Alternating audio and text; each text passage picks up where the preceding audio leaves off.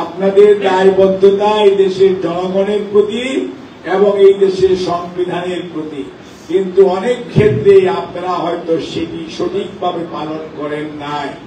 কাজেই আমরা আবারও লক্ষ্য করছি যে এখনো প্রশাসনের বিভিন্ন জায়গায় সেটি আপনার কি বলে যে প্রশাসনের সর্বোচ্চ জায়গায় বলেন আইন শৃঙ্খলা রক্ষাকারী বাহিনীর সদস্যরা যারা আছে এবং এর বাইরেও যারা জেলা পর্যায়ে উপজেলা পর্যায়ে প্রশাসনের সম্পৃক্ত আপনার আইন শৃঙ্খলার সাথে সম্পৃক্ত, তাদের মধ্যে অনেকেরই আচরণ হয়তো জনগণের পক্ষে আছে, অর্থাৎ নির্দলীয় নিরপেক্ষ একটি আচরণ করছে, কিন্তু অনেকে কিন্তু কোনো কোনো দলের প্রতি আনুগত্য প্রদর্শন করছে বলে অলরেডি আপনারা দেখেন আজকে বা গতকালকে পত্রিকা যদি দেখেন বিভিন্ন রাজনৈতিক দলের নেতৃবৃন্দ কিন্তু এই কথাগুলো লাউডলি বলেছে, অর্থাৎ জোরে সরেই বলেছে। কাজে আমরা স্পষ্ট করে বলতে চাই, কারো বিএনপি হওয়ার দরকার নাই, কিন্তু আপনি দয়া করে ওই চেয়ারটাতে বসে নির্দলীয় আচরণ করবেন।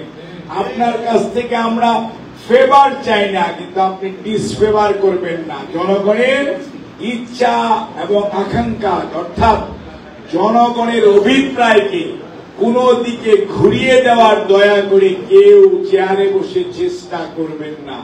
জনগণকে তার স্বাধীনভাবে তার মতামত ব্যক্ত করার, অবাধ এবং সুষ্ঠু নির্বাচনের পরিবেশ সৃষ্টি করার দায়িত্ব শুধু প্রধান নির্বাচন কমিশনার বা নির্বাচন কমিশনের নয়, এর সাথে সম্পৃক্ত প্রতিটি পর্যায়ে নির্বাচনী কার্যক্রমের সাথে সম্পৃক্ত নেতা কর্মী এবং বিশেষ করে প্রশাসন এমন একটি শব্দ বাংলাদেশে হয়েছে যে উনারা রাজা, আমরা সবাই প্রজা, কিন্তু এই প্রশাসন হবে জনপ্রশাসন, জনগণের সাথে তার সম্পৃক্ত থাকার কথা, জনগণের সুখ দুঃখ ভালো দেখার কথা। কাজে আমরা আশা করব পরিবর্তিত পরিস্থিতিতে প্রশাসন বলেন, আইন শৃঙ্খলা রক্ষাকারী বাহিনী বলেন, উপদেষ্টা মন্ডলী বলেন, অথবা দেশের সরকার পরিচালনার সাথে সম্পৃক্ত অন্তর্বর্তীকালীন সরকারের যে কেউই মনে করেন না কেন, আপনাদের দায়িত্ব হবে সব সময় অবাধ সুষ্ঠু নির্বাচন পরিচালনা করার জন্য। এটা প্রধান নির্বাচন কমিশনার বলেন, আপনাদের সবার জন্য একই কথা প্রযোজ্য। আপনাদের আচরণ এই বাংলাদেশে যদি আজকে 12 কোটি ভোটার থাকে, মনে রাখবেন 24 কোটি চোখ আপনাদের কার্যক্রমকে অবলোকন করছে। কোন অবস্থাতেই ভাববেন না যে মানুষ জেগে জেগে ঘুমাচ্ছে। আপনারা হয়তো ভাবতে পারেন আমি তো চোখ বন্ধ করে ফেললাম, কেউ দেখলো না, কিন্তু মনে রাখবেন অন্যরা কিন্তু আপনার কার্যক্রম অবলোকন করছে। আমরা চাইব যে আবেগ, যে অনুভূতি, যে উৎসাহ উদ্দীপনা, যে ত্যাগের বিনিময়ে আজকের অন্তর্বর্তীকালীন সরকার, সেই অন্তর্বর্তীকালীন সরকার সেই রক্তের প্রতি বিশ্বাসঘাতকতা করবে না, সেই ত্যাগের প্রতি বিশ্বাসঘাতক করবে না। একটি অবাধ সুষ্ঠু নির্বাচন পরিচালনা এবং এই দেশে আগামী 9 ফেব্রুয়ারির মধ্যে প্রধান উপদেষ্টা যেমন বলেন যে নির্বাচন হবে রেকর্ডের মতো, অর্থাৎ এত ভালো হবে যেটা আপনাকে অতীতের সাথে কোনো তুলনাই করা যাবে না।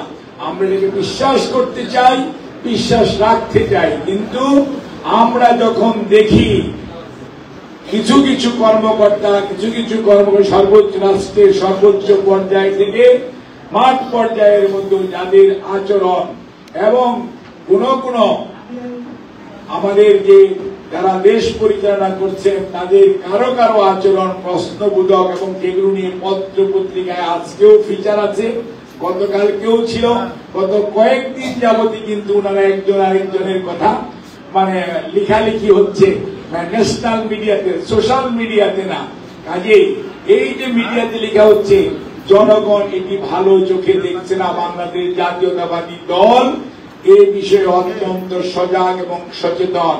বাংলাদেশ জাতীয়তাবাদী দল বিশ্বাস করতে চায় সবাই যার যার অবস্থান থেকে নিরপেক্ষ আচরণ করবেন, কোন অবস্থাতেই কোন দিকে বামে ডানে হেলে পড়ার চেষ্টা করবেন না, মধ্যবর্তী পর্যায়ে থাকবেন তাহলেই মানুষ সম্মান করবে। তা না হলে পতিত স্বৈরাচার বলেন, পলায়নকৃত স্বৈরাচারের কি অবস্থা হয়েছে।